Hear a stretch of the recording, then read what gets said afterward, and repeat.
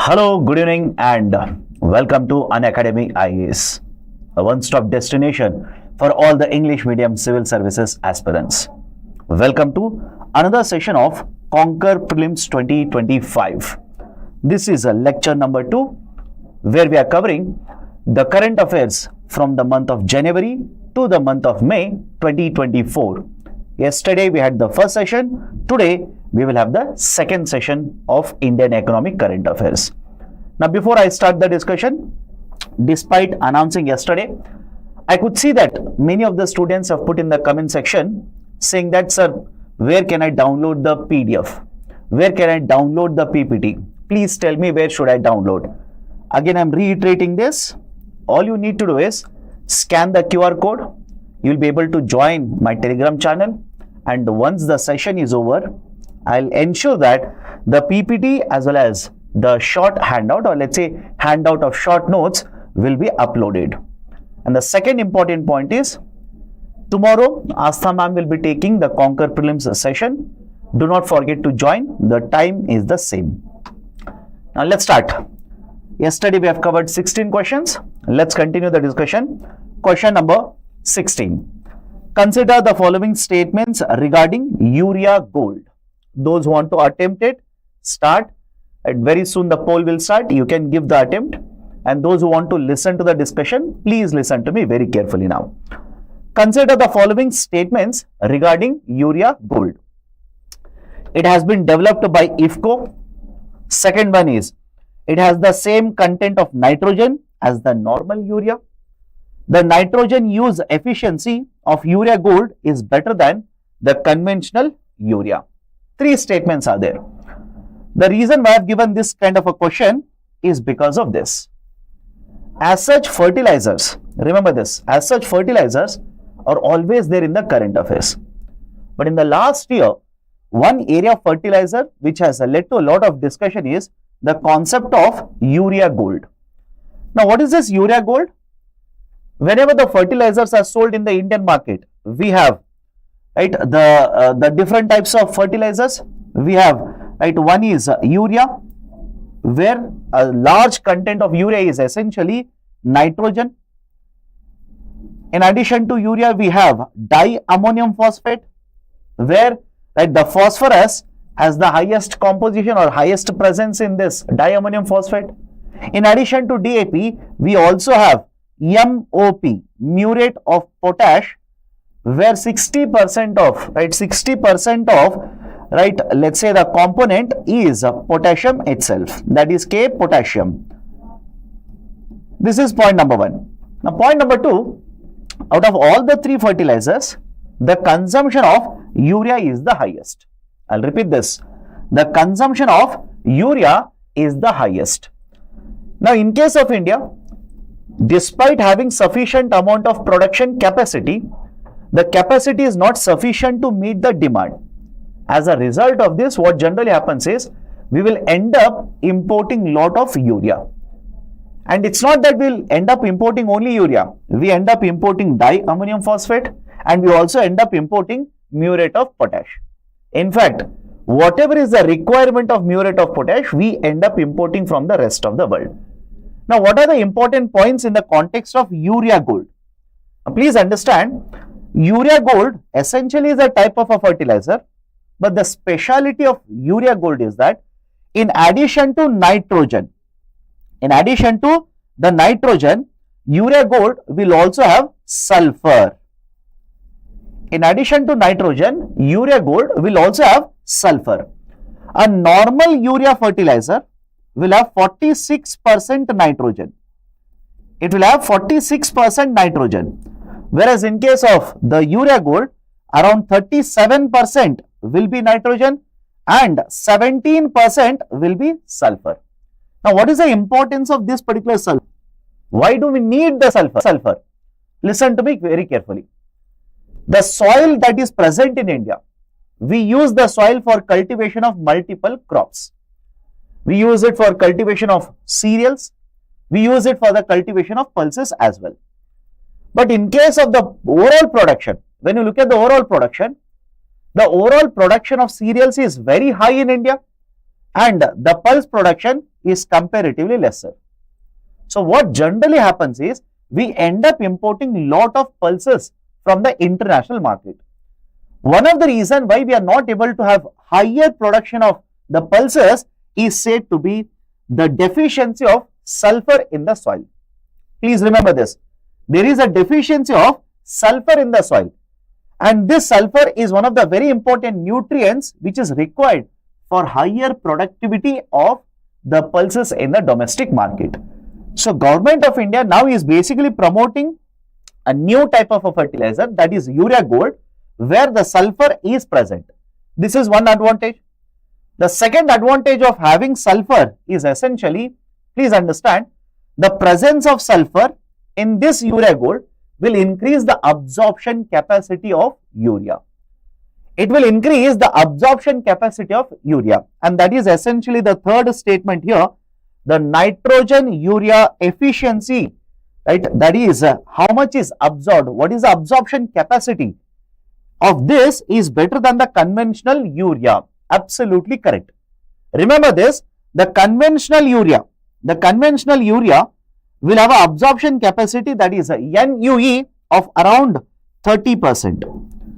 If it is let's say the liquid urea, that is essentially the other form of urea rather than conventional solid urea, if it is a nano urea, that is a liquid urea, the absorption capacity, that is NUE, will go up to 80%. What about the Urea Gold? In case of Urea Gold, the NUE is up to 78%. So compared to the conventional urea, the absorption capacity of, right, let's say the Urea Gold is much higher. So let's solve the questions now. Let's look at the statements. It has been developed by IFCO. No, this has been developed by Rashtriya Chemicals. This has been developed by Rashtriya, right, Chemicals. Please remember the name. What is the importance of IFCO here? IFCO was instrumental in developing nano urea. It was instrumental in developing nano urea, right? Not the Urea Gold. It has the same content of nitrogen as the normal urea, that is a conventional urea. No. In case of conventional urea, like I said, the availability or the presence of nitrogen is 46%, whereas in case of Urea Gold, it is 37%. The nitrogen use efficiency of Urea Gold is better than the conventional urea. This statement is correct, because the conventional urea will have a NUE of around 30%, whereas the Urea Gold will have NUE of 78%. So third statement is true. Out of all the three statements, one statement is true. Right option for the question number 16 will be option A. Only one of them is correct. Now, let me go forward. Question number 17. Question number 17. Which of the following are likely outcomes of $rupee sell buy swap conducted by RBI today? Which of the following are likely outcomes of $rupee sell buy swap conducted by RBI today?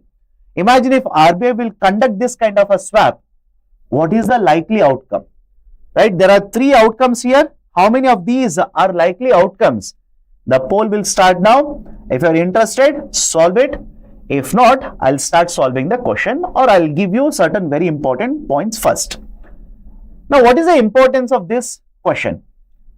Should you, right, let's say, solve these kind of questions? Are these kind of questions asked in UPSC Prelims? And is there any connection to current affairs? Is it connected anywhere to the current affairs? Answer is yes. In the recent times, there has been a lot of discussion regarding role of RBI in preserving the value of rupee against the dollar. Very often in the newspaper, you must have come across articles where they are discussing how the value of rupee is depreciating against the dollar. To historic lows, the value has been falling down. That is, rupee has been losing value against the dollar. So in that context, what is the role of Reserve Bank of India in preserving, or let's say stabilizing, the exchange rate? That is very often, right, let's say a point of discussion. Now in this case, right, understand this. Reserve Bank of India uses the forex reserves. Reserve Bank of India uses the forex reserves essentially to manage, rather than saying manage here, to stabilize the exchange rate. Is the point clear? I'll repeat the statement. Reserve Bank of India has huge amount of forex reserves. How much, sir? More than $600 billion. And in the forex reserves, there are 4 components. One is the foreign currency asset. That is the one of the biggest component in the forex reserve. So within these forex reserves, there are dollars, and RBI will be using these dollars to essentially stabilize the rupee dollar exchange rate. For example, let's say there is a continuous supply of rupees in the market. Continuous selling of rupees is happening in the forex market. Now, when you continuously supply the rupees in the forex market, is it okay if I say rupee will start depreciating? Rupee will essentially start depreciating, and when rupee depreciates, it will have a larger impact. It will have a larger impact. How? Our imports will become very, very costlier. Right? No doubt, right? Exports to a certain extent will get the benefit, but there are also question marks whether our efficiency in terms of increasing exports, is it efficient when the rupee depreciates? Efficient in the sense, there are multiple factors in the international market which will have an impact on, let's say, our exports. So the argument is, rupee has depreciated. In the last 5 years, rupee has taken a hit. According to Reserve Bank of India, it has fallen down by around 22%. So whenever rupee depreciates, it will have a larger impact. Now, do let me know in the chat section, or later those who are watching, right, the video, do let me know. Are there any positive impacts or positive outcomes of rupee depreciation? Are there any positive outcomes? What would be the positive outcomes? Do let me know. So come back to the discussion here. If rupee is depreciating continuously like this, it will have a larger impact. So what does RBI do? RBI essentially will start purchasing the rupees and selling the dollars. Is it okay? RBI has forex reserves. RBI will sell the dollars and in return purchase the rupees, thereby ensuring that the excess supply of rupees in the market, whichever is present, the excess supply will be taken out. Rupee, rather than continuously depreciating, the depreciation will be controlled and the exchange rate will get stabilized. But please understand, in addition to intervening in the market like this, the other option,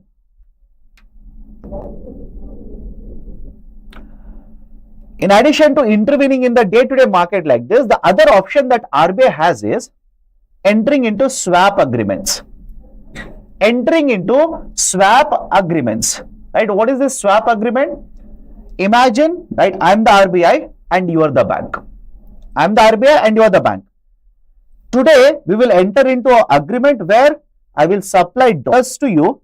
You will give me in return rupees, and this will be valid for 3 years. After 3 years, exactly opposite transaction will be conducted. Is the point clear? I'll repeat it again. Today, I will give you dollar. You will give me rupees.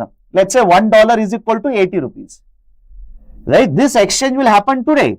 But after, let's say 3 years, after, let's say 2 years, exactly opposite to transaction. That is, I'll return the rupees to you. You will return the dollar to me. That is essentially the swaps that are conducted by RBI.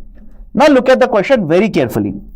Dollar bar rupee, sell bar buy.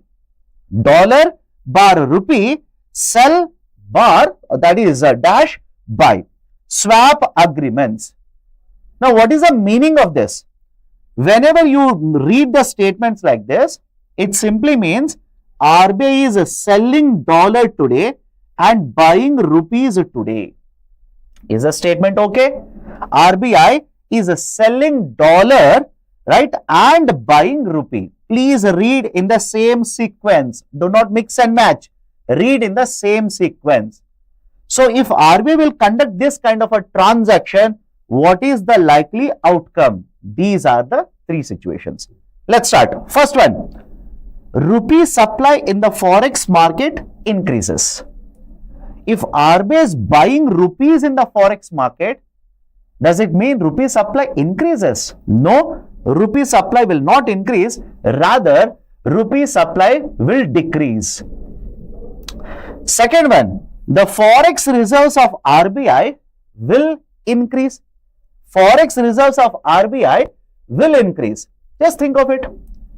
If RBI will sell the dollars, if RBI will sell the dollars, will the forex reserve of RBI increase? No, forex reserve of RBI will decrease. Right? That is the second statement. Incorrect. Third one, this will fuel imported inflation. This will fuel imported inflation. So when RBI basically tries to control the depreciation of rupee, please understand, when RBI tries to control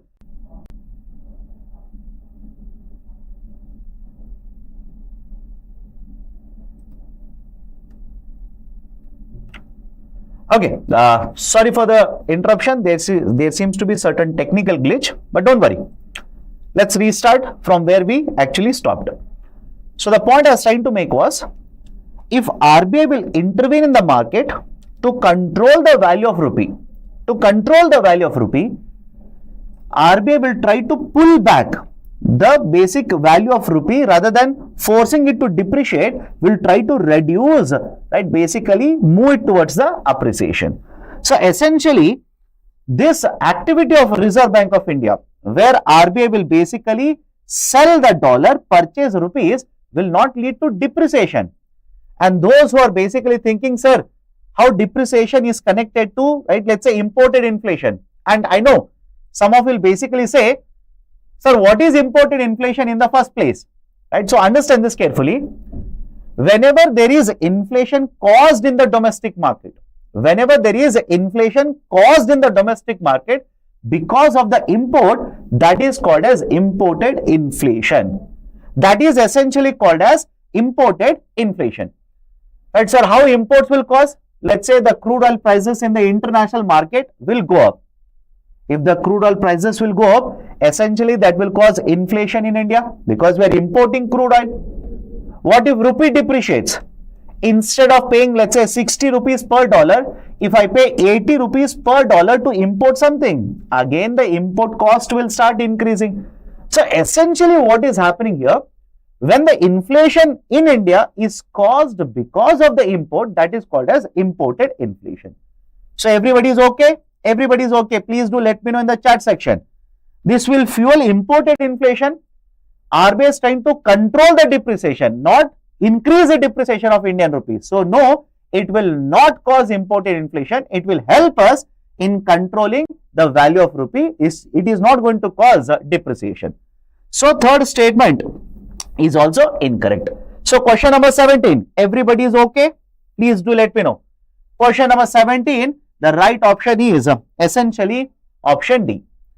Can we go forward? Right, is everyone okay? So, because please understand this, the rupee appreciation, rupee depreciation, exchange market, what is the role of Reserve Bank of India? All these are very important because it is happening in the current affairs. Right, third statement, my dear, if RBI will purchase a dollar, if RBI will sell dollar, purchase rupees, is it going to cause more rupee depreciation? Let me know. Will it cause more of depreciation of rupee? No, it is not going to cause more of a depreciation. It will control the depreciation. So when it will control depreciation, it will not cause imported inflation. Okay, done. So this is question number 17. Right option is option D. Now, before I go forward, let me ask you a very simple question. According to you people, I'm looking at the chat section now. According to you people, please do let me know. Is ice cream luxury good? Please do let me know.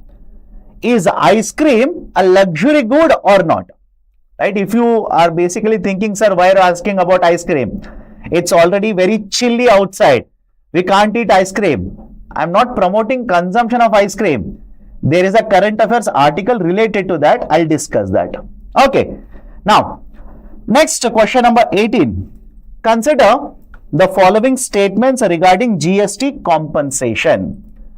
And consider the following statements regarding GST compensation. And the poll will start. Those who are interested, start answering in the poll. Otherwise, listen to me. First statement, GST compensation fund is a lapsable fund. Second one, all the goods under 28% slab attract the GST compensation cess. Third, the GST compensation is guaranteed under 101st Constitutional Amendment Act. I have given you three statements. In the last 1 year, is it okay if I say almost once every week in Hindu newspaper there was one or the other discussion regarding GST compensation? Is it okay? Right? There was one or the other newspaper article regarding GST compensation. Now, what is the basic idea? Listen to me carefully.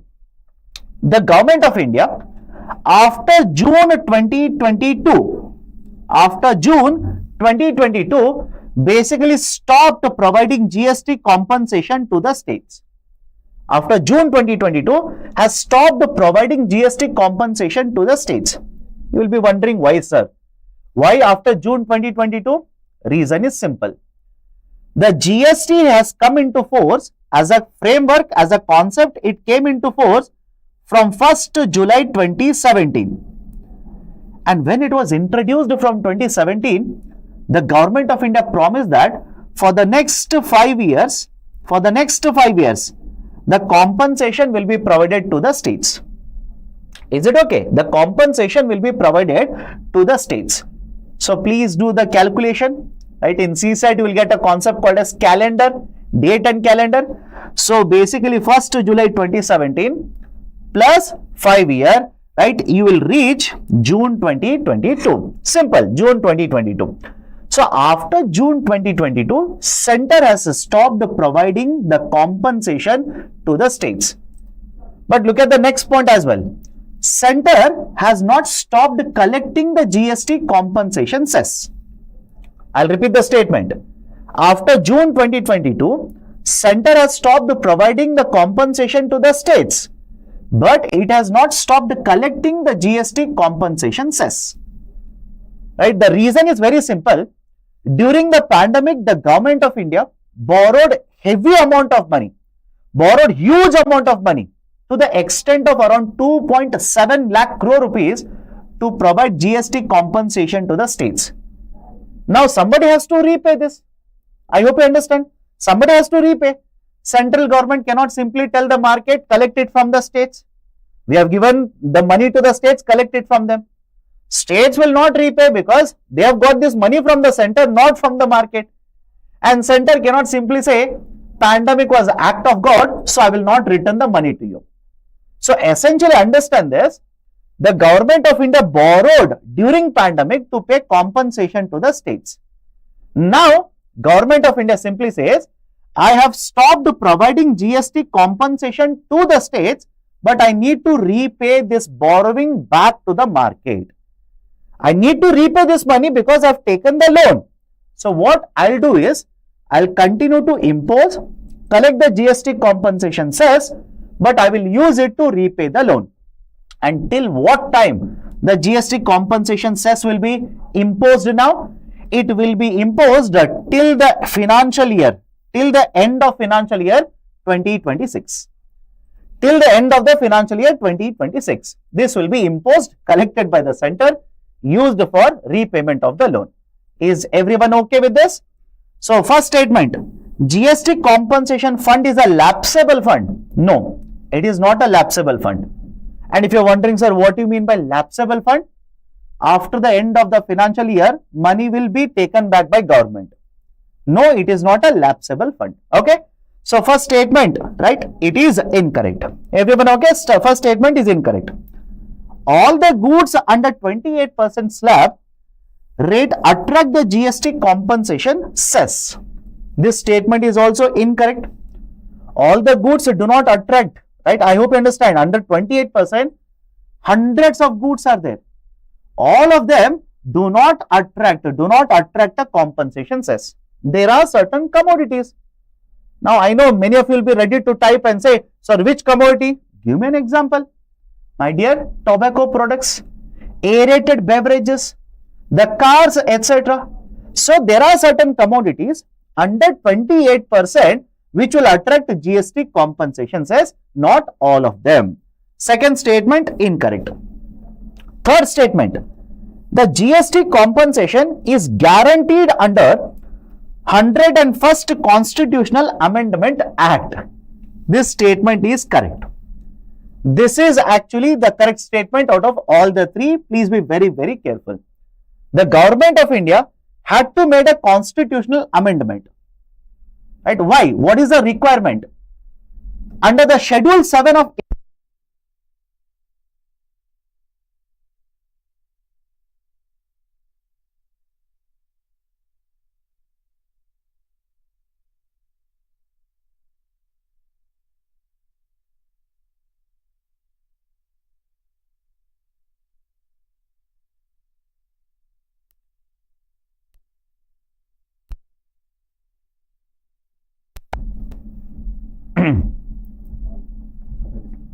Hello.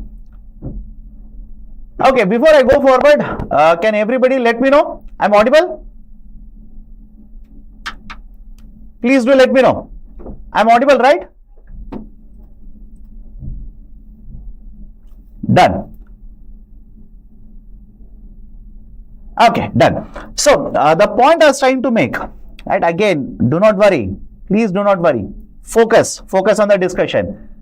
Do not get so much frustrated that, because there will be certain technical glitches which are beyond your, right, let's say capacity and beyond my power. Do not get so much frustrated that you will take your mobile and throw it at the wall. Who is going to lose? You are going to lose. Is it okay? Do not pick up your laptop, throw it right outside and run away. Right? Simply saying today is Saturday. Instead of going outside, I'm sitting to listen to your lecture and sound is not coming. I'm frustrated. I'll throw my laptop outside the window. Throw it. But if you're throwing it, please do let me know. I'll come. I'll simply catch hold of it. Please throw MacBook Pro. Okay. If you want to throw at certain level. Please throw MacBook Pro and tell me the address. I'll come catch hold of it and I'll take the laptop. So again, don't get frustrated. It's a part of process. Okay. Don't get frustrated. So let's continue. So the point I was trying to make is regarding the third statement.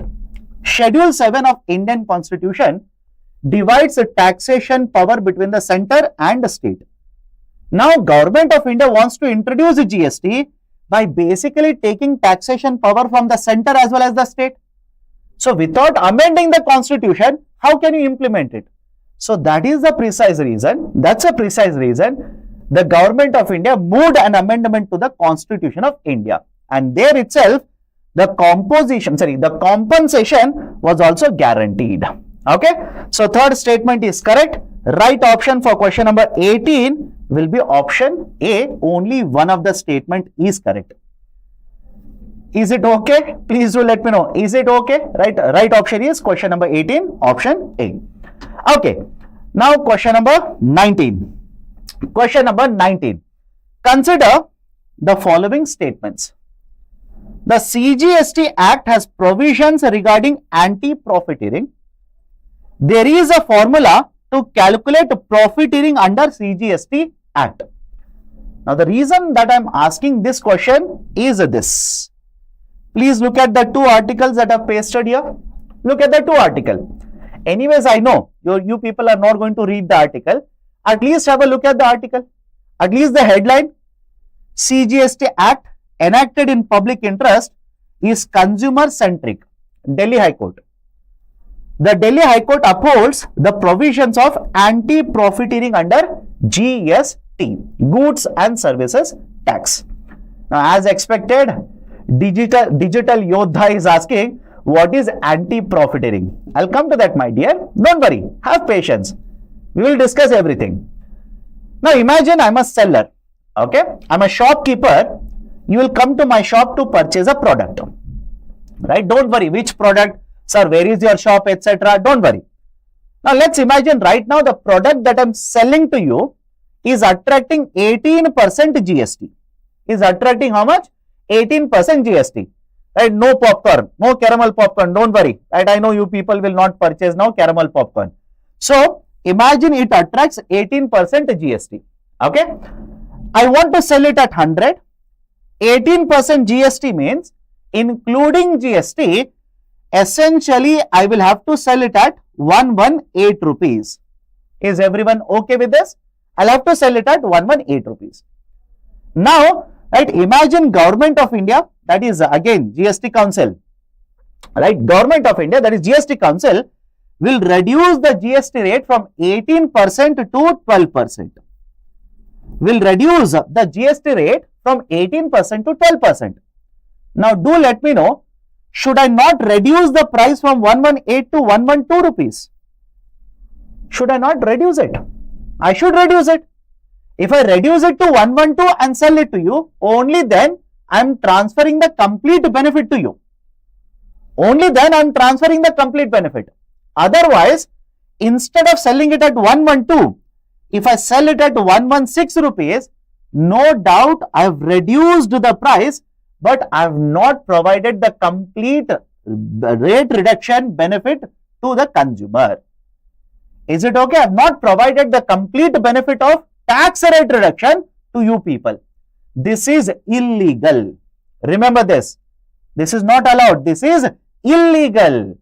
Right? Why? Under the CGST, right, that is Central GST, under CGST Act, there is a provision under section 171. Right? Remember this. Under section 171, it basically has provisions regarding anti-profiteering. And what do you mean by profiteering here? Let's understand profiteering, then anti-profiteering. Is it okay if I say, by selling the product at 116 rupees, I am making unreasonable, unethical, high profits? Is it okay? Unreasonable, unethical, high profits, that is called as profiteering. That is called as profiteering. Government of India under the CGST says it is not allowed. It is absolutely not allowed. It is illegal. And that's the reason under section 171 of CGST Act, there is a provision to curtail these kind of activities. It is called as anti-profiteering. Done. So Government of India back in the 2017 will connect it to 2024. Don't worry, 24 as well as 25. Because when I say 2017, somebody, I know, some of you will basically roll your eyes. Will basically say, oh my goodness, we are in 2025 and you are talking about 2017. Right? No use. It is out of date. Who will ask 7 years current affairs? We will bring it to 2025. Have patience. So Government of India in 2017 set up an authority called as National Anti-Profiteering Authority. This National Anti-Profiteering Authority was supposed to work only for 2 years and take up anti-profiteering cases. That is either suo motu or with the complaint of a customer, they will investigate and impose penalties. But this authority, which was supposed to close after 2 years, the lifetime was extended. The tenure of the authority was extended. Some time ago, Government of India said, no, henceforth, the National Anti-Profiteering Authority will not take up cases of anti-profiteering. The cases will be handled by Competition Commission of India. Is everybody okay with this? Right? So, rather than National Anti-Profiteering Authority, because we are going to close it, now the cases of anti-profiteering will be taken up by Competition Commission of India. Now, there is one more updated current affairs. One more update regarding this. Government of India now says from 1st April 2025, 1st April 2025, that is from the next financial year, the anti-profiteering cases will not be handled by CCI. Rather, these will be handled by the GST Appellate Tribunal. Is it okay? From the 1st April 2025, the anti-profiteering cases will not be handled by CCI now. these will be handled by the GST Appellate Tribunal. Is everyone okay? So we started with the 2017 and we have arrived at 1st April 2025. And you people, I'm assuming you are going to write exams in the month of May. And I know some of you, by looking at the application form, would have already made up your mind. Let's not waste an attempt now. Let me write exam directly next year. I will take 1 year to prepare for how to fill up the application form. I know some of the students would have decided, let me take 1 year to understand how to fill up the application form. For next year, I'll start getting ready to fill application form from today. And preparation, we will look at it later. Okay, now come back to the question here. Come back to the question. The CGST Act has provisions regarding anti-profiteering. Everybody is okay? First statement is correct. Done? Right? Everybody is okay with the first statement? There is a formula to calculate profiteering under CGST Act. Please understand, no. This statement is incorrect. This statement is incorrect. Why? In case of CGST, there is no formula provided. There is absolutely no formula provided how anti-profiteering or profiteering will be calculated. In fact, that was one of the reasons why more than 100 companies went to Delhi High Court. More than 100 companies went to Delhi High Court. They basically said multiple provisions under the CGST Act or GST, these are not constitutional. They are violating Article 19. I hope you understand. They are violating these provisions because, let's say, there is no clarity regarding how profiteering will be calculated. There is no clarity. There is no formula. So, anybody who is an authority who is going to calculate and simply say a rule in favor of you or against you, there can be arbitrariness in this. Right? I hope you understand. So, that's the reason more than 100 companies approached Delhi High Court. They wanted the Delhi High Court basically rule in favor of them and say CGST provisions, some of them are not constitutional. The Delhi High Court has denied it. Delhi High Court has ruled in favor of government officials. Is it okay? Is the statement okay with all of you? Done? Right. So, second statement is incorrect. I'm sorry. The second statement is incorrect. There is no formula. Now, you will ask me, sir, any country which follows a formula. Right? Some of you will basically say, you are talking about formula. Any country which follows the formula. And some of you will basically say, are there any other countries which have implemented GST? Nobody asked me. Nobody told me. Nobody took my permission before implementation. My dear, there are more than 100 countries in the world which have already implemented GST before India. Is my statement clear? More than 100 countries which have implemented GST already. You might be hearing the term GST or studying GST for the first time. Doesn't mean it is there only in India. Right? For example, in Australia, which is considered to be one of the best models, they follow a formula called as net dollar margin rule. Net dollar margin rule. Net dollar margin rule. What is the meaning of a net dollar margin rule? If the taxes that the seller is paying to the government goes down by $1, the market price should also go down by $1. Is the statement clear? Right? Do let me know. Is the statement clear? If the seller who pays the taxes after collecting it from the customer, the taxes that the seller pays to the government goes down by $1, then the market price should also go down by $1. And those are wondering, sir, why are you talking about dollar? Dollar is a USA currency, right? You are talking about Australia. You are confusing me. It is so confusing. My dear, Australia also has a currency dollar, but it is called as Australian dollar. Done? Okay. Everybody is okay. Can we go forward? So, question number 19, right option is option A. Only one is correct. Okay. Done. So, question number 20. Question number 20. Some time ago, I asked a question. What do you think about ice cream? Is it a luxury product or not? The reason that I asked you that particular question is because of this. Please have a look at the title of the article. Have a look at the title. The headline says, ice cream is not a luxury item. The ruling has been issued by Chhattisgarh High Court, which says ice cream is not a luxury product. The GST Council should reconsider this. But now the question arises, why in the first place there is a discussion about ice cream as well as the GST Council? Why there is a discussion? Discussion is very simple. Let me tell you a basic idea here. Under GST, there is a scheme called as a composition scheme. And listen to me very carefully. Those who want to solve, go ahead. But those who want to listen, listen. Under GST, there is a scheme called as, right, the composition scheme. Right? What is this composition scheme? Imagine I'm a manufacturer. I'm a producer of a good or a service. I'm selling them. Under the normal GST structure, I'll have to keep on collecting, right, the taxes from the buyer, keep on submitting it to government. But within these kinds of manufacturers or sellers, there are certain, right, let's say enterprises who have the opportunity, who have the option of using composition scheme. Who have the option of using composition. Now, what happens in a composition scheme? In composition scheme, let's say there is a manufacturer. Listen to me very carefully. Let's say there is a manufacturer. This manufacturer will collect a certain amount of GST, that is the tax from a buyer.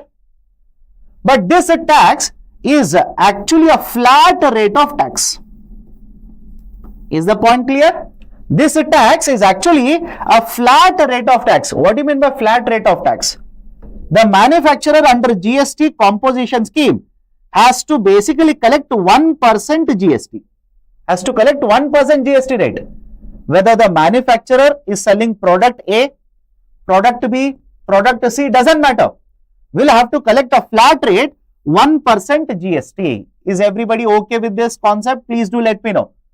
We'll have to collect 1% GST rate. A flat rate is imposed and collected under composition scheme. So who are covered under composition scheme? Manufacturers, traders, service providers, restaurants. The manufacturer, traders, service providers and restaurant. And when I say restaurant, sir, every restaurant. Can every restaurant, right, basically impose or come under the composition scheme? Please understand, no. Not all the restaurant. Those restaurants which do not serve alcohol, that's very important. I hope you understand, right? Focus on this discussion now. Saturday evening, I know some of you might be sitting outside in a restaurant and listening to my lecture. So please check your bill when it comes. Are they under the composition scheme or not? If they are under composition scheme, they should not charge you more than 5% GST. Please remember this. Restaurant, flat rate, 5%. They might simply say, no, this is a luxury product, that, this, etc. Doesn't matter. If they are under composition scheme, nothing more than 5%. Nothing more than 5%. Please do check your bills also. Okay, come back to the discussion here. Restaurants will impose a flat rate of 5%. Manufacturer, flat rate of 1% GST. So essentially what will happen here is the manufacturers, restaurant owners, etc. will impose the GST, collect it and give it to the government. But please understand, here under composition scheme, they will not be allowed, I repeat, they will not be allowed to basically get ITC. They will not be allowed to get input tax credit. They cannot avail input tax credit. Is the point clear? Is the point clear to everybody? Please do let me know. This is a composition scheme. Now, is it available to every manufacturer? Can the Tata company use this composition scheme? Can Reliance company use the composition scheme? No. Everybody is saying yes. No, it is not available. Why? There is a limitation on your turnover. There is a limitation of turnover. That is, these companies should not be having a turnover of more than 1.5 CR. They should not be having a turnover of more than 1.5 CR. Only then you are allowed to use the composition scheme. otherwise no. Right, done, everybody is okay. Now what is the connection of all of this to ice cream? You will basically say, understood sir, everything that you have said, agreed. But what is the connection of all of this to ice cream? You started with ice cream, you tempted me, I am sitting with ice cream now. Tell me what is the connection to ice cream? Simple. The GST Council has decided that the ice cream is a luxury product. Is it okay? The GST Council has decided ice cream is a luxury product. And right, they have started imposing 18% GST. They basically started imposing 18% GST. And many of these manufacturers who are covered under composition scheme, they have opposed it. They have gone to, right, the High Court here, that is the Chhattisgarh High Court. Chhattisgarh High Court essentially says, right, no, please do not keep it under 18%. Ice cream is not a luxury product. Ice cream is not a luxury product. Bring it down, right? Do not keep it at 18%. That's the reason. Have a look at the headline again here. The Chhattisgarh High Court is asking the GST Council to relook the exclusion because there is a negative list, etc. Okay, done. So come back to the question here. Consider the following statements regarding the composition scheme. First one, it is compulsory for all the MSME enterprises to opt for this. It is not compulsory.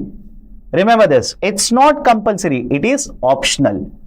It is optional. In fact, a lot of these MSMEs who have crossed the threshold of more than 1.5 CR, no, they are not even allowed to avail composition scheme. It's not compulsory. Is it okay?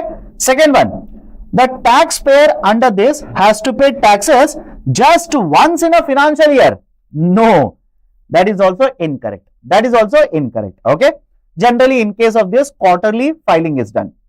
The taxpayer can claim the input tax credit under this scheme, that is in the composition scheme. No, right? They cannot claim the input tax credit. So all the three statements are incorrect. Right option for the question will be option D. None of the statements. None of the statements are true. Done. Let me go forward. Question number 21. Question number 21. Consider the following statements regarding advanced pricing agreement. Right? APA, advanced pricing agreement. Okay, somebody yesterday was telling me, sir, you have given short forms. Why do you give short form? Give me the long form. Give me the full part, etc. Okay. So I've written the full expansion and in the bracket I've given the acronym Advanced Pricing Agreement. Now the reason why APA is in the newspaper, that is in the last year, financial year 24, India has signed a record number of advanced pricing agreements. Record number. How many? 125. 125, right? 125 APAs have been signed. But now the question arises, right? I know the warriors are ready. Sir, what is APA? Tell me first that, then you discuss something else. What is APA? My dear, there is a term called as, right, there is a term called as transfer pricing. Transfer pricing, okay? What is this transfer pricing? Whenever one company will sell anything to another company, right? When one company will sell something to other company, the second company will pay certain amount of money. So, is it okay if I say, for anything that is sold by A will charge a certain amount? Is my statement clear? I'll repeat it again. A is selling something to B company. B will pay a certain amount of money. So, can I simply say anything that is transferred, that is goods like transferred like this from A to B, certain charges are collected by A. So, that is called as a transfer price. It is called as a transfer price. Let's say hypothetically, A will sell a good to B, collect 100 rupee. 100 rupee is a transfer price. Is the point clear? 100 rupee is the transfer price. Now, let's start. Right? So, whenever there is a transfer pricing between two companies and both of them are related companies. Right, I'll repeat the statement. Two companies, there is a transfer pricing. Both of them are related companies. Both are related to each other, have a common parent, etc. There is always a concern that these companies might be involved in tax avoidance. They might be involved in tax avoidance. That is the reason generally what happens is the CBDT, Central Board of Direct Taxes, the Central Board of Direct Taxes either will sign these agreements with company, these are called as a unilateral APS, or the CBDT will sign agreement with authority of another country. These are called as bilateral APS. What happens in an APA? Now A wants to sell a product to B and wants to collect certain amount of money. Before doing that, they will get the permission from the CBDT. Is the point clear? Before this kind of a transaction happens, they will get the approval. They will basically get the permission from CBDT saying that this is the methodology of pricing of the product. There is no tax avoidance here. Later on, please do not file a complaint or basically drag us to court, sending a tax notice to us, etc. This is called as advance pricing agreement. Is the point clear? This is called as advance pricing agreement. Is everybody okay? Now, what are the important points? These are either unilateral or bilateral. I've told you this already. What do you mean by unilateral APA? The CBDT will sign this with a company. This is called as a unilateral advance pricing agreement. Bilateral, CBDT will sign the agreement with another authority of another country. That is essentially bilateral. So, APA can be unilateral as well as bilateral. First statement is true. Second one, these provide certainty in the case of transfer pricing issues. These provide certainty in case of transfer pricing issues. Correct? Because if I am company A, before basically selling, I'll get the approval from CBDT. I'll get the approval from CBDT, which means there is clarity regarding transfer pricing. Right? So, yes, this will provide certainty. Third statement, these are effective until the government announced its withdrawal. These agreements are effective until and unless the government will announce the withdrawal of these agreements. Absolutely no. Right? Absolutely no. These agreements are in effect for 5 years. Is the statement okay? These agreements are in effect for 5 years, not till perpetuity, not till government announces the withdrawal, etc. These are basically applicable for 5 years. So, third statement incorrect. First is correct, second one is correct. Right option for question number 21 will be option B now. Option B is the right one. Mr. Peter Parker, listen to the lecture now. Solve these questions. Let the class be over. Let me finish off all the questions. Then I will address you directly. Then we can, you and me, we can have a fourth, one-to-one conversation like this. Focus on the questions now. Don't worry about one question. Don't get hung up on one question. Even in UPSC, don't do this. If one question is difficult, one question is confusing, have patience. Breathe. Focus on other things.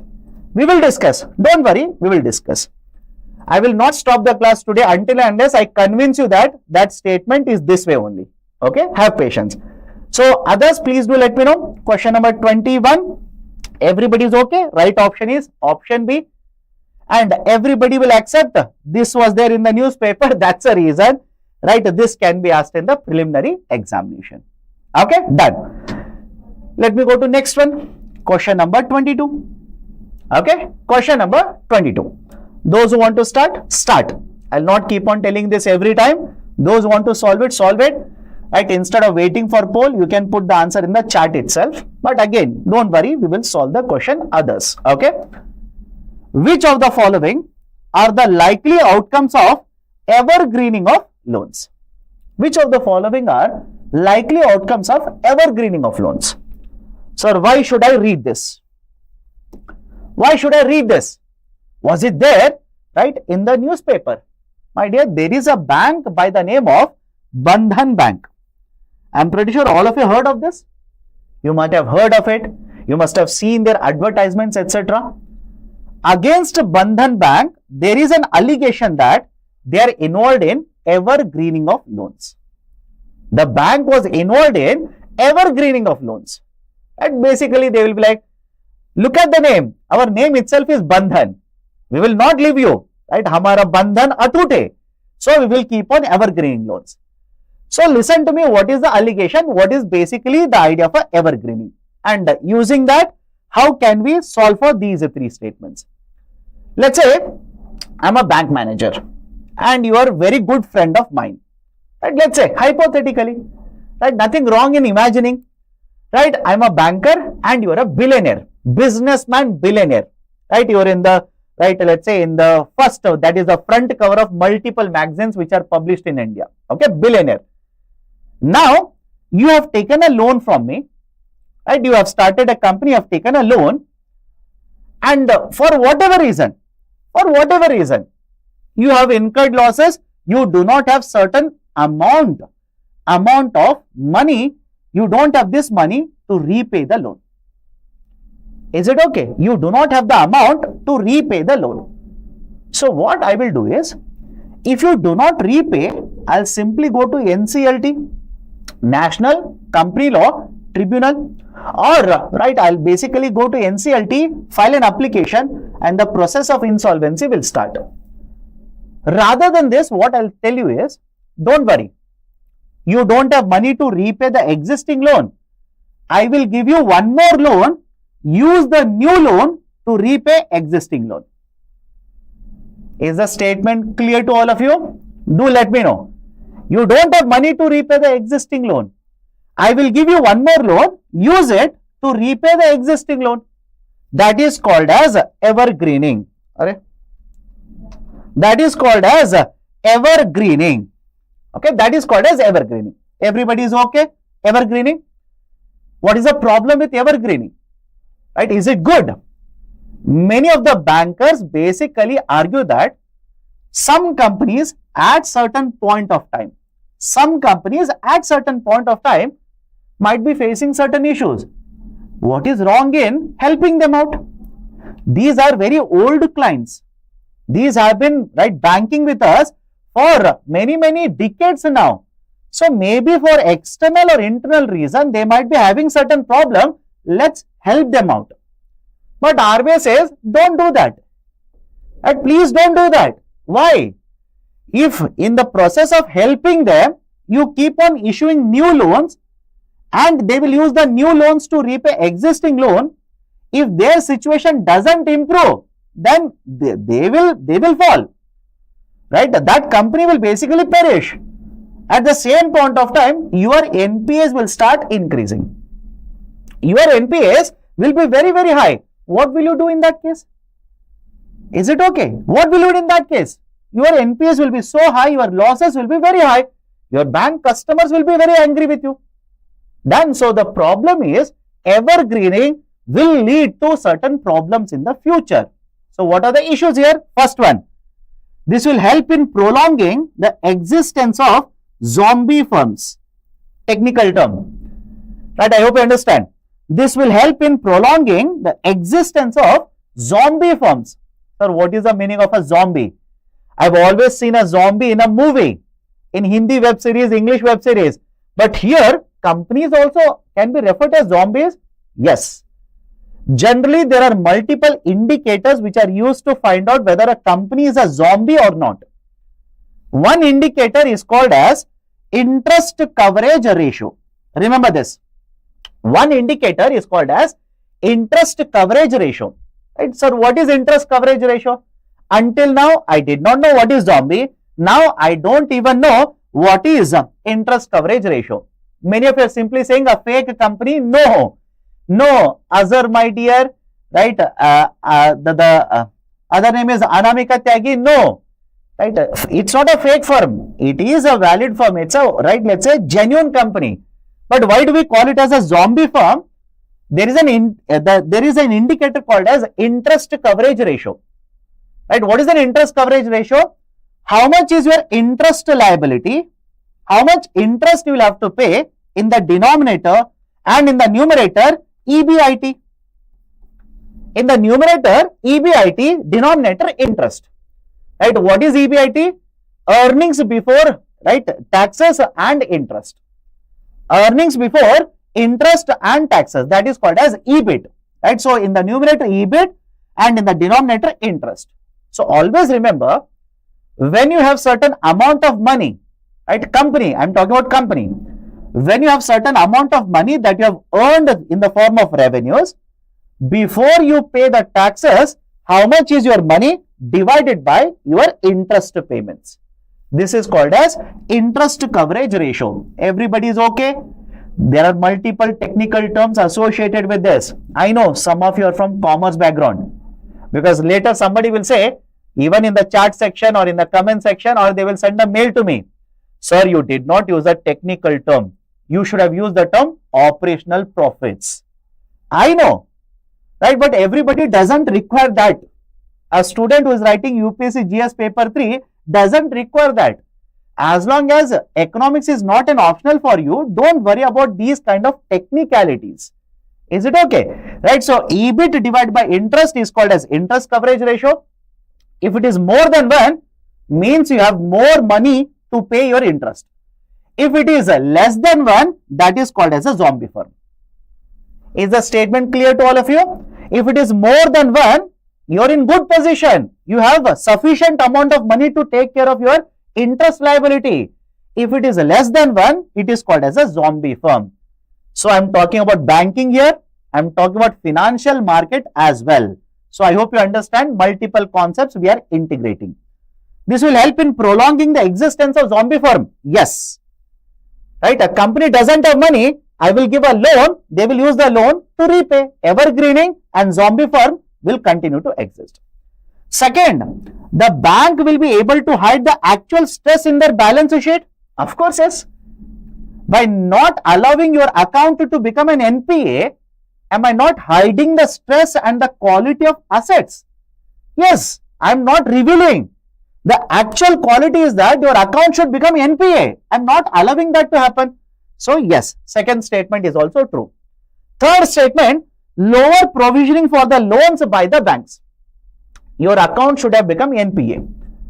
And once your account becomes an NPA, to absorb the losses, I should have made certain provisions. But because I'm evergreening the loan, because I'm not allowing the account to become an NPA, I don't have to provision for the bad loans. Provisioning means keeping certain amount of money so that if the loans convert to losses, you will be able to absorb the loss. That is called as provisioning. Loss-making NPAs are provisioned. Okay. So, third statement, yes, lower provisioning for the loans can also be done by the bank. So, everybody is okay with all the three statements now. Technical question. Very often this is there in the newspaper. The former RBI governor, Mr. Shakti Kanta Das, also raised a concern regarding practice of evergreening last year. He also spoke against the practice of evergreening. So, all the three statements are correct. Right option is option C, all the three. So, those who are wondering, right, like yesterday, sir, 70% should be option B. My dear, today it is not going to happen. Today it will not happen, don't worry. Okay, done. Question number 23. Some of you have already seen the question earlier because by mistake I had moved to this particular slide. Somebody will be like, okay, question already revealed. Question leak ho gaya, right? Question paper is leaked. Don't worry, anyways, I would have shown this now. Look at question number 23 now. Okay, look at question number 23. Consider the following statements regarding UDGAM portal. Consider the following statements regarding UDGAM portal.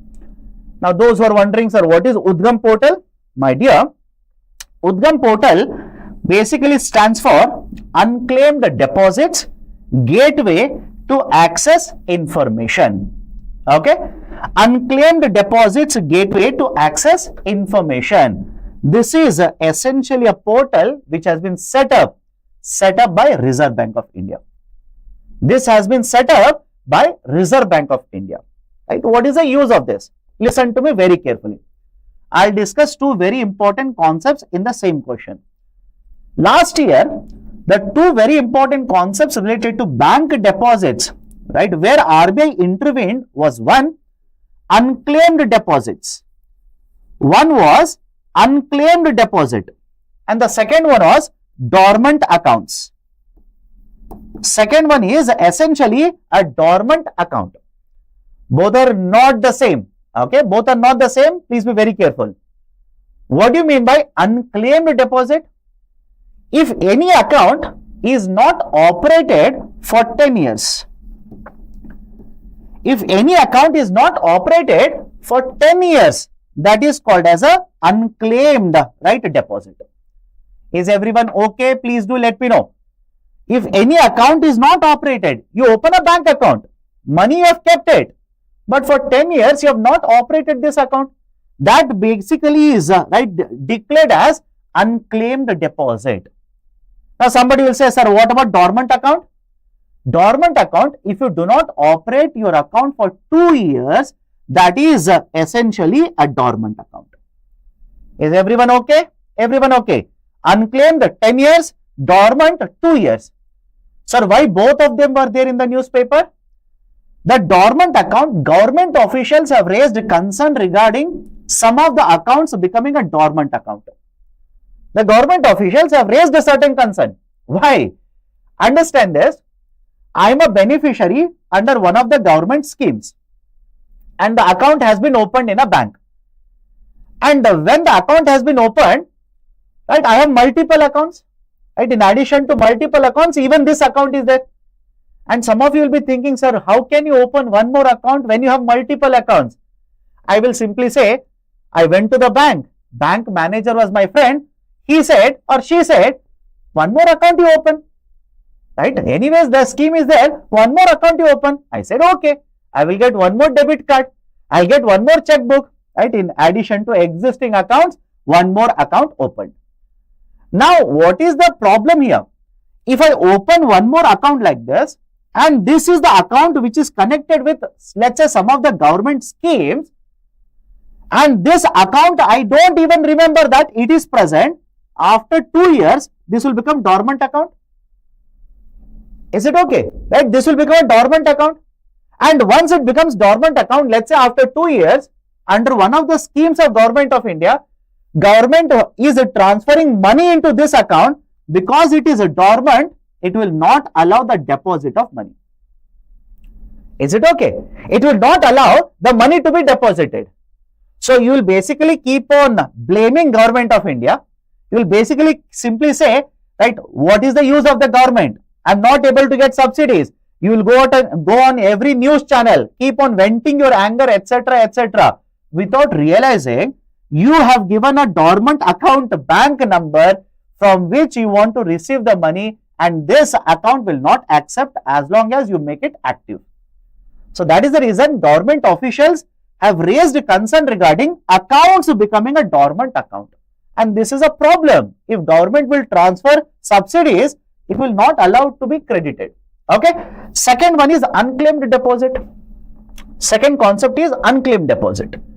Lot of these deposits which are there in the bank accounts, it could be, let's say, current account, it could be savings bank account, it could be fixed deposits, etc. Lot of them remain unclaimed with the bank. Remain unclaimed. That is, for 10 years, nobody will come and claim this particular deposit. Right? So essentially, the Reserve Bank of India said, we will make a new system. We will create a new system. If you do not know how many bank accounts you have, if you have a doubt that you have a bank account in one bank but you don't know the details of it, in such cases, you can use certain details of yours, for example, PAN card, mobile number, etc. Register on this particular portal, that is Unclaimed Deposits Gateway to access information. And in this portal, you can get the information in which bank, how much is your unclaimed deposit. Is it okay? Using the portal, you can only find out. You can only find out whether you have an unclaimed deposit in a bank or not. The portal will not help you to get the deposit. It will not give you deposit. It will simply tell you, okay, this is the bank, this is the deposit number you are yet to claim. Okay, so basically this is the importance of UDGAM portal. Sir, once I know, what should I do? Let's say I know that in a particular bank, I have a deposit, I have unclaimed deposit. What should I do? Go to the bank. Simple. Go to the bank. Right? Write an application. Claim your deposit. Okay, very simple process. So let's start solving the statements now. It has been set up by Reserve Bank of India. First statement is correct. It is set up by RBI. Yes. It will provide information about the unclaimed savings, current and term deposit. Yes. It will provide you information regarding the deposits. Right? It could be savings, it could be current, it could be even term. That is FDs. Third one, the facility is available for individuals as well as non-individuals. What do you mean by non-individuals? Companies. Of course, yes. Even the companies will keep deposits in a bank. So, yes, right, it is available for individuals as well as non-individuals.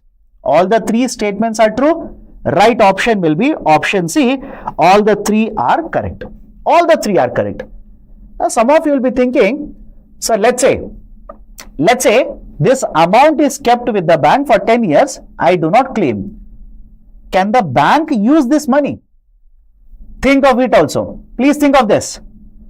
Right? If I keep a deposit in a bank, I'm not claiming, I've forgotten. It is 10 years. Can the bank use this money for any purposes? Can they invest this amount of money anywhere? RBI guidelines say, if any deposit becomes unclaimed, that is for 10 years, nobody claims it, then this money has to be transferred into one more fund called as DEA. Remember this. It should be transferred into one more fund called as DEA. Right? That is Deposit, Education and Awareness Fund. Everybody is okay? Please do let me know in the chat section. So far it is okay? Please do let me know in the chat section. That is DEA, Deposit, Education and Awareness Fund. Right? So the deposit becomes unclaimed. Bank cannot use it. Transfer it into a fund called as a DEA fund. Now what will happen in the DEA fund? Point number one. The DEA fund has been set up under the Banking Regulation Act. Remember this. It has been set up under Banking Regulation Act. Banking Regulation Act of 1949. And when the banks will deposit this money in the DEA, that is the DEA fund, Reserve Bank of India manages it. They will use this money for basically educating the depositors, educating the bank customers, creating awareness, advertisements, etc. That will be done by Reserve Bank of India using the money which has been kept under the DEA fund, and DEA fund is set up under the Regulation Act of 1949. Are the points clear to all of you? All of you able to follow? For example, when you are reading newspapers, very often you will see the advertisements of Reserve Bank of India. Amitabh Bachchan will be standing and saying something to you. Correct? Amitabh Bachchan will be sitting and they will put the photo and telling something to you. The cricketers, rather than playing, will be doing advertisements and keep on informing something to you. Right? So I hope you understand this. From where does the RBI use the money? From where does the RBI get money for all of this? They will use the money that is kept under the DEA fund. Is it okay? Right? They will use the money that is there under the DEA fund. Everybody is okay with this? Everybody is okay. Right? So, argument is, this was there in the newspaper again. RBI now says, if any unclaimed deposit is there and it is under DEA, right, get it checked, go to your bank and simply claim the deposit. The money will be, again understand the sequence here. You cannot directly go to RBI. I hope you understand. You cannot directly go to RBI. For example, let's say you are in Mumbai. You are going on a morning walk and you will see RBI governor. Right? And you will say, Hi, RBI governor. Right? You will check online and there is some deposit that you have not claimed. You cannot run to RBI governor and say, this is my deposit. Give me money now. Right? You can't do that. So what you should do is essentially go to your bank, tell them that this is your unclaimed deposit. The bank will then basically get the money from the DA fund and give the money back to you. And one more very important point is the interest. Along with the principal, the interest will also be given to you. Along with the principal, interest will also be given to you. Is everybody okay with the statements here? Please do let me know. Let's solve the question number 24 now.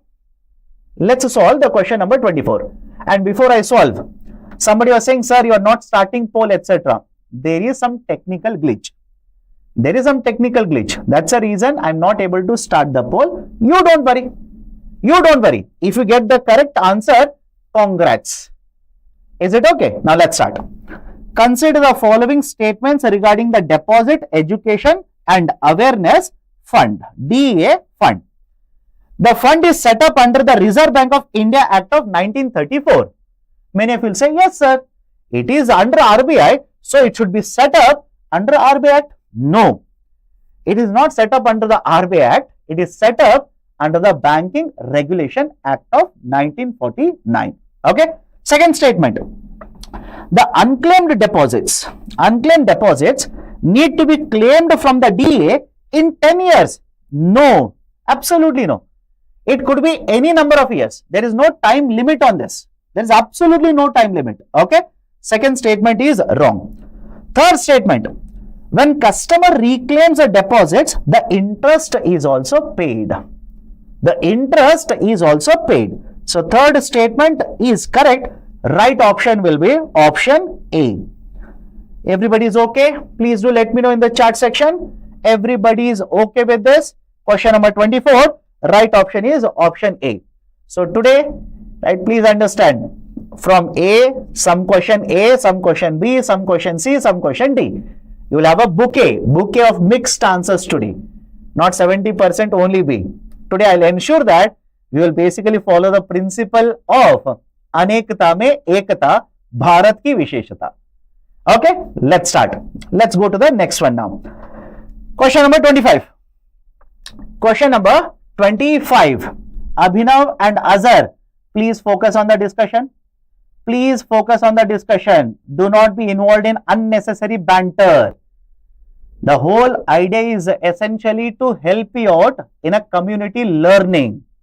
I hope you understand. The reason why we have made the chat open is to ensure that all of you will have a community learning experience. Focus on the discussion. Do not be involved in unnecessary banter. Okay, let's go forward. Question number 25. Consider the following statements regarding electronic gold receipts. Okay, electronic gold receipts. Okay, now what is the electronic gold receipt? What do you mean by electronic gold receipt, and was it there in the newspaper? Yes. The concept of EGR, I'm using the short form here. Okay. Concept of EGR essentially was introduced in the budget of 21 and 22. I hope you understand. Concept of EGR was presented in the budget or was announced in the budget of 21 and 22. Okay. Now, based on this, the government from the last 1.5 years has been trying to promote the introduction of electronic gold receipt. Okay, they have been trying to promote introduction of EGR, electronic gold receipt. Now, what is the electronic gold receipt? Please understand. Imagine I am a jewelry maker. I will import gold. Under the EGR concept, there is a vault manager. I will deposit this gold with the vault manager. The vault manager will give me a receipt. This is called as electronic gold receipt. Is the statement clear to all of you? Is the statement clear? This is a step number 1. Now, if I have the electronic gold receipt, I can simply go to the market, get the EGR listed, and the EGR will start getting traded. EGR can start getting traded in the market. Okay, that is point number 2. Now, let's say you have sufficient amount of money because you are already a billionaire. Correct? You are already a billionaire. You have sufficient amount of money. You will purchase the electronic gold receipt. Either you can go to the vault, submit the receipt, withdraw the gold, or you can again essentially trade it in the market. Is the point clear? Please do let me know. Is the point clear? Now, what is the use of all of this? Do let me know. Do let me know. If this kind of a concept is involved, don't you think the price of the gold, that will basically become more and more transparent? Yes or no? The price of the gold will become more and more transparent. That is, in the market, buying and selling of EGR will reflect what is the price of the gold. So, everybody is able to understand. And please remember this, India is one of the largest importer and consumer of gold. But we do not have a market where actually the gold prices are decided. We do not have a very transparent market. We have, let's say, grouping of, right, let's say jewelry makers, the bullion makers, etc. They generally keep on deciding the prices. We do not have a market where transparently the market prices are determined in India for the gold. Is everyone okay with the discussion? Can we go forward? Okay. Now, consider the following statements regarding electronic gold receipt. These have a maturity period of 10 years. These have maturity period of 10 years. Right? Please understand? No. These do not have a maturity period of 10 years. There is no maturity period. Why? Some of you will be wondering why. And there was one student who said, sir, it is a very vague question. My dear, it's not a vague question. It's a question. Right? Question is a question. Okay. So, listen to me carefully. These have a maturity period of 10 years. No, there is no maturity period. It's an instrument which represents a physical gold which is kept with the vault. As long as you do not withdraw the gold from the vault, essentially this instrument will be there in the market. Is the statement clear to all of you? As long as you do not withdraw the gold from the vault, that is from a warehouse, this instrument will be there in the market. Is everyone okay? So, these have a maturity period of 10 years? No. These do not have a maturity period. Second, these are tradable and come under the regulation of SEBI. Yes, these are tradable and are regulated by SEBI. These are regulated by Securities Exchange Board of India. Third one, these are notified under SCRA. What is SCRA? I'll write it on the side. Securities Contracts Regulation Act. Securities Contracts Regulation Act. Okay, Securities Contracts Regulation Act. Right, 1956. Right, very basic point. It's a basic statement. Okay, SCRA. Sir, what is the importance of SCRA? Should I know what is SCRA? Yes. All of you heard of shares? You have heard of bonds? You have heard of, right, let's say ETFs? You have heard of ETR now? Right, you have heard of SGB, sovereign gold bond? All these are, basically understand this, all of these are notified as securities under SCRA 1956. Simple. All of these are notified as, right, securities under SCRA 1956. And once these are notified, only then these are tradable in the market. These become tradable in the market after being notified. So, SCRA is a very important act. Please remember this as well. Please remember this as well. Okay. Everybody is okay with this concept? These are notified under SCRA 1956. Yes, the statement is true. So, question number 25. Second is correct. Third is correct. Right option will be option B. Only two are correct. Can we go forward? Can we go forward? Everybody is clear? Somebody is saying, sir, oh, is it similar to SGB? My dear, no. SGB are government bonds. I'll repeat the statement. SGB, sovereign gold bond, are government bonds. These are notified under SCRA, but these are government bonds. Just like the government issues a 30-year bond, a 40-year bond, or a 10-year bond, SGBs are issued by Government of India. Now, please understand the speciality about SGB. Now, somebody will say, why are they named as SGB then? Why not any other name? Why SGB specifically? These are named as SGB because the price of this, the market price of this is connected to market price of the gold. And SGBs have a tenure of 8 years. SGBs have a maturity period of 8 years. Upon maturity, whatever is the market price, you are given that particular market price. Essentially, SGBs are government borrowings. Is the point clear to all of you? SGBs are nothing but government borrowings, right? So please understand. And I hope you understand the connection to current affairs as well. Right? Somebody will say, how can you connect it to current affairs?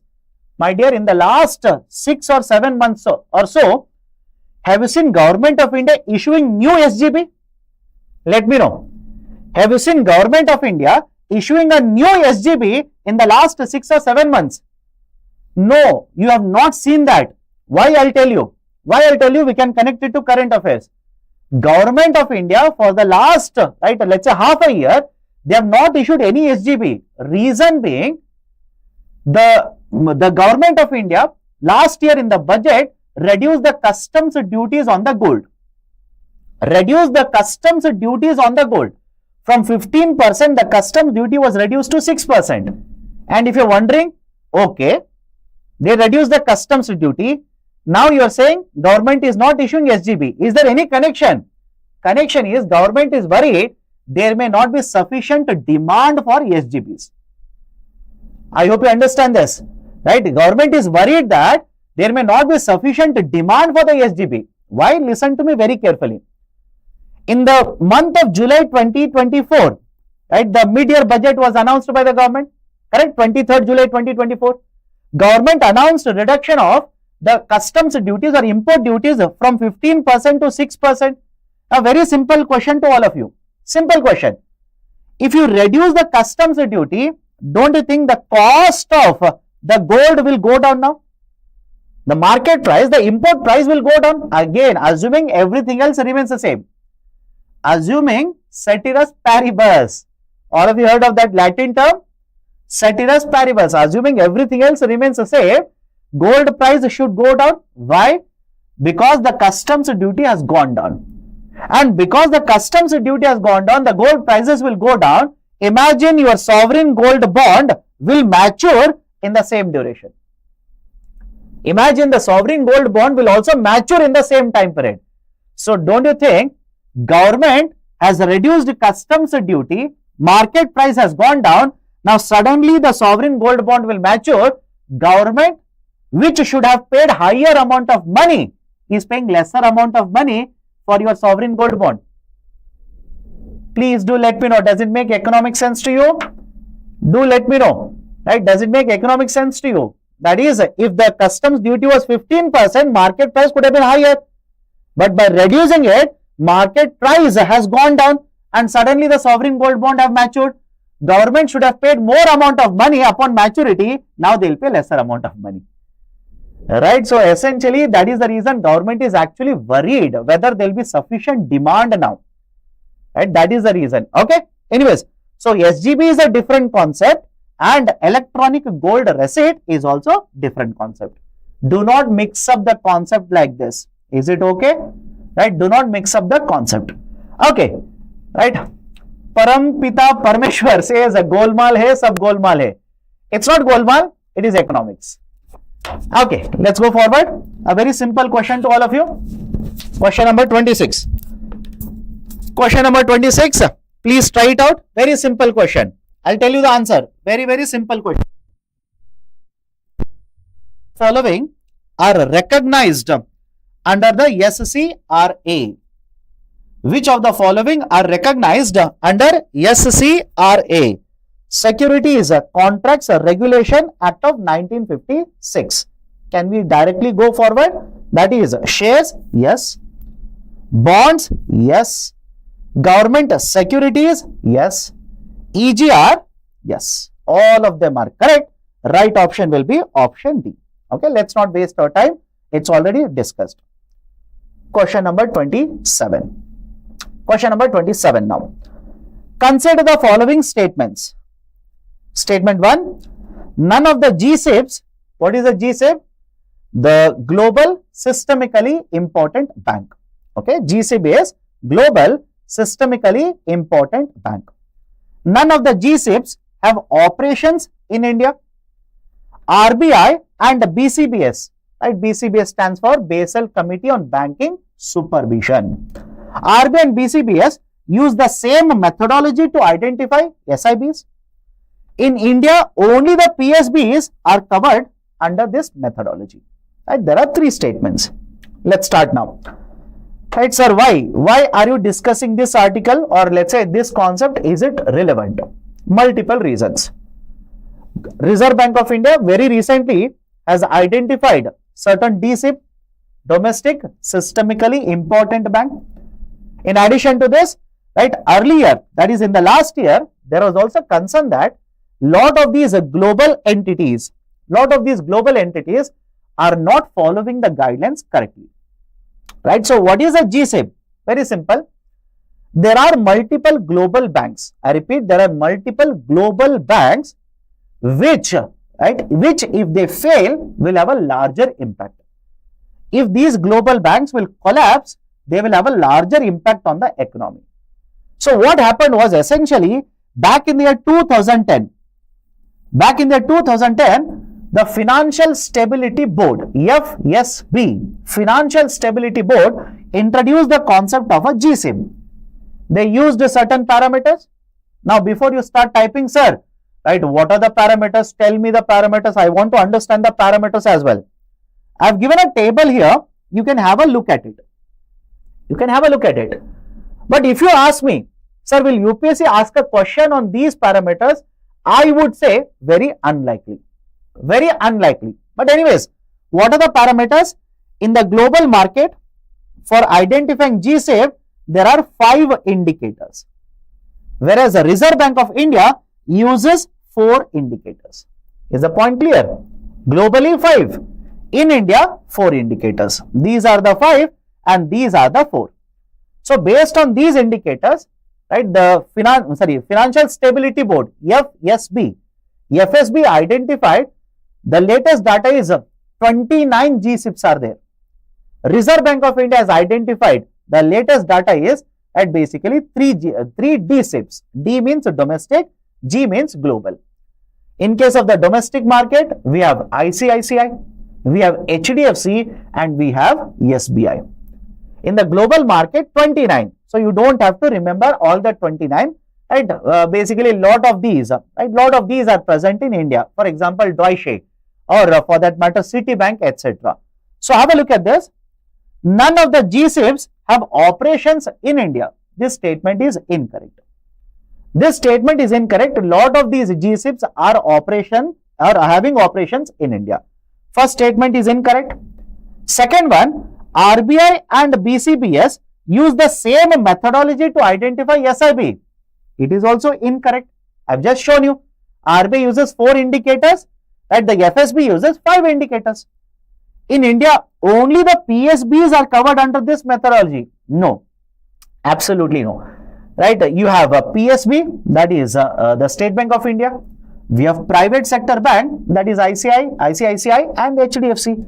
So, even third statement is incorrect. Right option for this question, number 27, will be option D. Done? Okay. So, question number, right? Okay, these are the examples. Please have a look at this. State Bank of India, HDFC and ICICI. This is the latest data. 2024 data itself. Please be very careful. Question number 28. Start. Question number 28. Which of the following are likely to cause banking liquidity deficit? Even today's newspaper, there is an article on banking liquidity deficit. Not in Hindu, but somewhere else. And somebody will say, but sir, how can you ask the question? It was not there in Hindu. My dear, UPSC question paper setter can pick up the article or concept from anywhere else. Anywhere. Not just Hindu. So, which of the following are likely to cause banking liquidity deficit? Right? What do you mean by liquidity deficit? Understand the simple point first. Here is RBI. Here are banks. Okay. Most of you are saying B. Some of you are saying C. Have patience. Let me explain this. Right? So here is RBI, here are banks. Bank will keep deposits with RBI. Banks will also borrow from RBI. Is it clear? I'll repeat the statement. Banks will keep deposit with RBI. Banks will also borrow from RBI. So on a given day, essentially understand this, on a given day, if a bank is a net borrower, I'll repeat the statement. On a given day, if the bank is a net borrower, this is called as a banking liquidity deficit. Is the statement clear? On a given day, if bank is a net borrower, it is basically called as a banking liquidity deficit. Yogesh, my dear, this is not from today's newspaper. This is from last year's newspaper as well. So the concept of banking liquidity deficit is nothing new in India. For the last 1.5 years, this banking liquidity deficit is there in the current affairs. Not just today, even in last year. Okay, done. So let's start. Which of the following are likely to cause banking liquidity deficit? Advanced tax payments. If you start withdrawing the deposits from the banking sector and use it to pay taxes, or companies will withdraw the money to pay taxes, don't you think now banks will be forced to borrow from RBI? Correct? Banks will be forced to borrow from RBI. It might cause banking liquidity deficit. Statement 1. Question number 28. Statement 1. Correct. Festival season. Sir, how festival season is connected to banking liquidity deficit?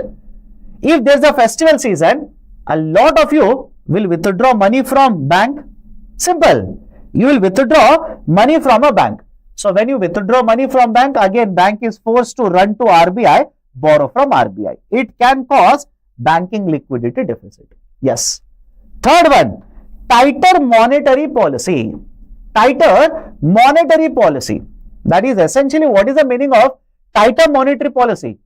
RBI is withdrawing the money supply from the market. RBI is basically taking out more and more money supply from the market, reducing money supply. So when RBI will reduce the money supply, don't you think that might cause banking liquidity deficit? Yes.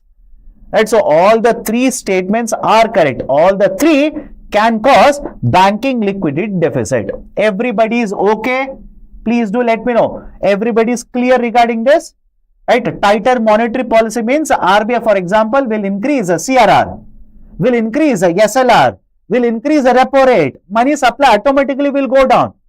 Money supply automatically will go down. Okay. So 1, 2 and 3, all the three are correct. Right option will be option C for question number 28 now. Okay. Repeat first point, my dear. Imagine you have a bank account. You are a very large company. You have a bank account in a particular bank. So basically, you will take the money from the bank, withdraw the money to pay taxes. Withdraw the money to pay taxes. So when you withdraw the money to pay taxes, the bank will have shortage of deposits. They will have lesser amount of money now. Now the bank has to go to RBI, borrow money. That is essentially again creating a liquidity deficit. Okay. Contractionary, tighter monetary policy, all of them mean one and the same. Contractionary and tighter monetary policy, all of them mean one and the same only. Okay. Am I audible? Am I audible now? Let's go forward. Right, 2 more questions and then we can stop the discussion. Consider the following statements regarding BSE Sensex. Consider the following regarding BSE Sensex. Right, I have given you certain technical statements regarding the Sensex. Reason being this. Reason is simply this. That is, Adani Ports to enter into Sensex calculation. How India's major stock indices work. Right, the Adani Ports basically was included in the BSE Sensex calculation. Sensex calculation. Be careful. Because some of you will basically say, sir, Adani Ports is already listed. My dear, I am not talking about listing. I am talking about including the shares of Adani to calculate Sensex. Is the point clear? Okay. Now look at the statements here. First one.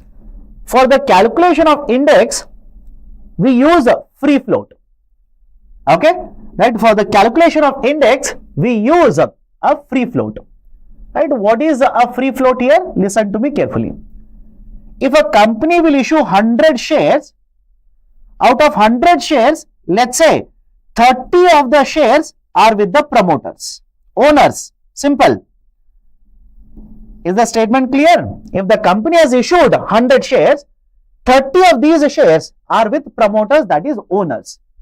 Can I now simply say these 30 shares are not available for trading purposes in the market? Everybody is okay? These 30 are not available for trading purposes. How much is available? Remaining 70 are available. This 70 is called as a free float. Is everyone okay with this? This 70 is called as a free float. So whenever you want to calculate a Sensex, that is essentially market capitalization, this is the formula used. The number of shares into the market price. MP is market price here, not Madhya Pradesh, market price. But what is the number of shares? Is it total number of shares? No, free float shares. Free float shares. Now somebody will basically send a mail to me and say, but sir, I looked at the website. When you were teaching me, right, parallelly I was searching in Google, they had a different formula. You are writing a different formula, they have a different formula. What they will write is essentially the total number of shares into free float factor. Is it okay? What they will write is total number of shares into free float factor into market price. This is the formula you will get in Google. What is the difference between this and this? Nothing is the difference. Instead of writing directly number of shares, that was 100, and then multiplying it by 0.7, I directly wrote free float shares. Is the point clear? Rather than taking step by step, I have directly written the free float number of shares. Right? So absolutely no difference. It's one and the same. So for the calculation of index, the free float is utilized. Yes. Yes. Okay. Second, the BSE Sensex is reconstituted once every 10 years. No. Please understand. It is not reconstituted once in 10 years. It is reconstituted semi-annually. Remember this. It is reconstituted semi-annually. That is, right, twice in a year, semi-annually. Second statement is wrong. BSE Sensex has 50 stocks. This is easy. Not 50, 30. No 50, but 30. Okay. So third statement is incorrect. So everybody is okay. Only one of the statement is correct. Right option will be option A. Right will be option A. Done? Okay. Only one statement. The final question for today. The final question for today, slightly technical. Question number 30. Consider the following regarding Basel III guidelines as implemented by RBI in India. As implemented by RBI in India. And because if I simply say Basel, somebody will say, but according to Basel website, this is like this. You have solved it like this. You are wrong, right? Website is correct. My dear, my question is specific to the Basel guidelines in India. In India, as implemented by RBI. Let's start. RBI has activated the CCB and CCYB for banks. And why I have given this statement here? Please have a look at the article. Have a look at the article. Not activating counter-cyclical capital buffer for banks as of now. This was the statement given by Reserve Bank of India last year. Right? So please understand, under Basel III, there are two types of buffers. One is called as a capital conservation buffer. Second one is called as counter-cyclical capital conservation buffer. Capital conservation buffer means what? You will have to keep a certain amount of capital which you will use to absorb losses during emergency, during heavy amount of losses. What about, right, the CCYB, counter-cyclical capital buffer? When the market is expanding, when too much of loans are being issued by the bank, do not allow that to happen. Ask the bank, rather than giving loans during expansion, ask the bank to keep more capital aside. Right? Reduce this enthusiasm. Do not allow the bank to give too much amount of loans. Because the market is doing well today, you will give loans. What if there is a recession? lot of your loans will become NPA. So counter cyclical capital buffer simply means keep this capital during this expansion phase. Do not give it as a loan, right? So do not allow excess lending activity. So RBI has activated both of them? No. RBI has activated the first one, not the second one. Okay. Basel guidelines are applicable to even the foreign banks operating in India. Right? If the foreign bank is operating in India, is the Basel guideline applicable even to that? Yes. Yes, doesn't matter. Whether it is an Indian bank or a foreign bank, doesn't matter, it is applicable. Third one, the CRAR is uniformly applicable at 9% for all the banks in India. It is also incorrect. For example, you are a payment bank, 15%. If you are a SFB, 15%. If you are a public sector bank, 12%. If you are other scheduled commercial bank, 9%. So 9% is uniformly applicable to all the banks in India. No, different rates are applicable for different banking units in India. Done? So first one is wrong, third one is wrong, second one is correct. Question number 30, right option is option A. Right, so slightly technical, but be careful. These kind of questions can be asked if they want to create a difficult question for you. If they want to give you a difficult question, this is what they will give you. Done? Okay, so these are the 15 questions I wanted to discuss with you people today. Mr. Peter Parker, are you still there? Please do let me know. Are you still there? With great power comes greater responsibility. Right, Tarakian, my dear, please do let me know what is your question. If you tell me what, right, answer my question now, I don't know. Okay, what is ITC? Right, my dear, ITC essentially input tax credit means, have a look at this, listen to me carefully. I am a seller, or let's say I am a manufacturer. I have purchased a certain input. I have paid, right, let's say taxes there. I have paid GST there. When I will produce a good and sell it, I will collect taxes from a customer. Whatever taxes I have paid on the input, government will credit it back to me. Government will simply credit the amount back to me. That is called as input tax credit. Is it okay?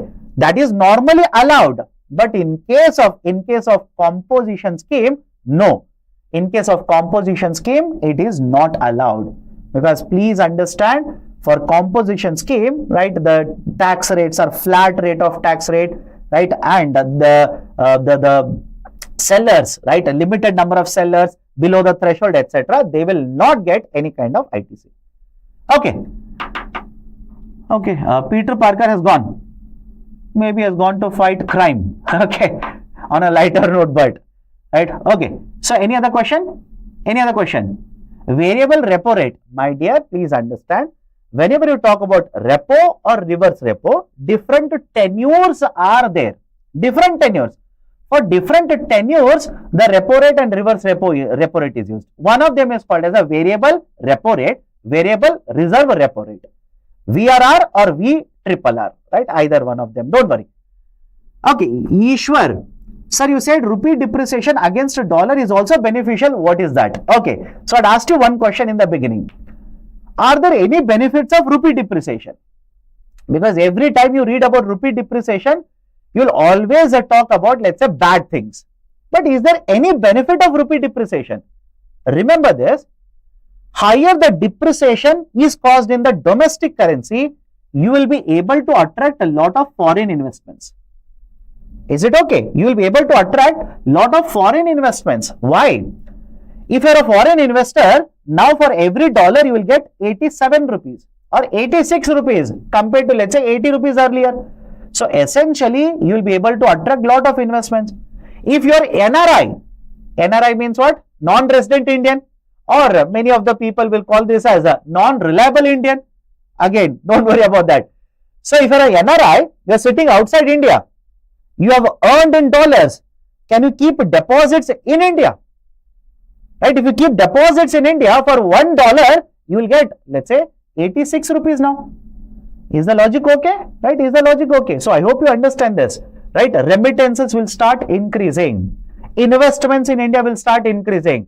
NRE deposits will start increasing, right? So there are benefits also associated with rupee depreciation. Can you explain transfer pricing issue? Transfer pricing essentially means one company sells a product to another company and is paid for that. So the money that I will collect is called as a transfer price. It is called as a transfer price. Now, if these are related companies, there is always a danger that these two companies might be involved in tax avoidance. They might be involved in the tax avoidance. That's the reason whenever a company is selling it to another company, and especially both are related company, then you will approach a CBDT, get clarity. Are there any problems, etc., etc.? Will you file or will you send a tax notice later to me if I basically sell the product to this company, etc.? That right. So Tushar Kumar, my dear, please understand, this is the QR code to my Telegram channel. All you need to do is scan the QR code and join the Telegram channel. After some time, I will upload the PPT. You can download the PPT. Now, listen to me carefully. Somebody will say, sir, I clicked on the link, I went to Google Drive, but annotations were not there. Don't worry, download the PPT, you will get annotations. Tushar Kumar, I am addressing your doubt only. Download the PPT, you will get, again, right, Azhar, I am telling you the same thing. Download and then check and do let me know. I hope you understand. Download, then check and then let me know. It is not visible in the Google Drive. Download it, right? You will get the annotations after you download the PPT. Don't worry. Okay. Why doesn't alcohol come under GST? My dear, please understand. Alcohol for human consumption. Be very specific. Alcohol for human consumption. Why I am saying specific is there is alcohol for industrial usage also. So alcohol for human consumption, right, specifically was not brought under the ambit of GST. It was not brought under the ambit of GST. States will never agree to that. Reason being, states generate huge amount of tax revenue by imposing taxes on alcohol. Okay, done. 30 topics are enough to cover 5 months current affairs. No, my dear, listen carefully. There are certain topics which have repeated even after month of May. Is it okay? There are multiple topics which have taken place in January to May, but there is a repetition after that also. Who said this is complete current affairs from January to May? No. Those topics which have happened in, let's say, January 2024 and January 2025, I'll cover them. Right? The current affairs classes are not yet over. I'll cover. Have patience. Okay. Khurshid, sir, has EGR been around since 1956? Then what does its introduction in 2021 budget mean? My dear, EGR was announced in 21 and 22.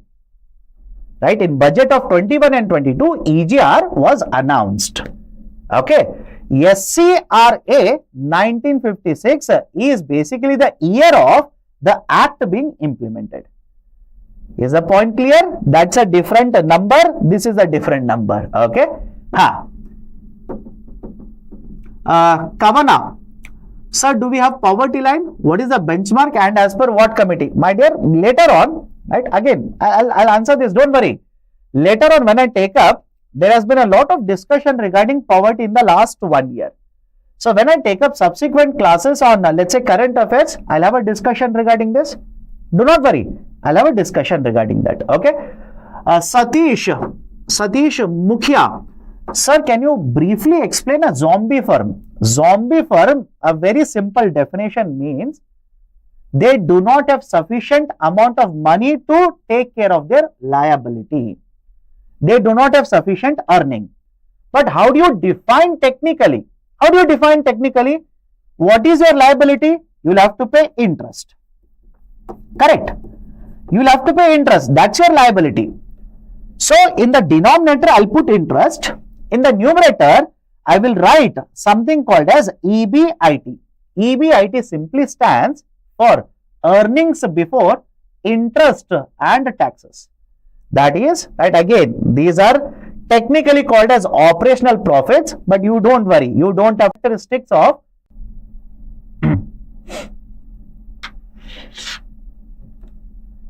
okay, am I live? Okay, so when the interest coverage ratio is less than 1, we say it is a characteristic of, right, a zombie firm.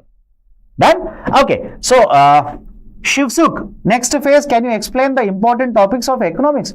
My dear, next phase, right? We will take up the topics when the next phase will start. But before I wind up, 2 important things, or rather 3. First one, again I am reiterating, please join the Telegram channel if you want the PPT as well as the handout. Okay, very clear. Point number 2, tomorrow Astha ma'am will take up, right, let's say other part of current affairs, schemes. Please do join, same time, 7 p.m. Don't say, sir, it is Sunday, meri chutti hai, I will not join, let me take rest at least today, etc. No, schemes are very important, right, and you're appearing for UPSC examination, right? So, right, please join the session tomorrow, right? And point number 3, if you like this initiative, do hit the like button. And if you yet to join our YouTube channel, kindly do it right now. Hit the subscription button as well. So that's it from my side in today's session. See you again very soon when we will launch the next phase of the Conquer Prelims. Till then, take care, right? Prepare well. Have a great weekend.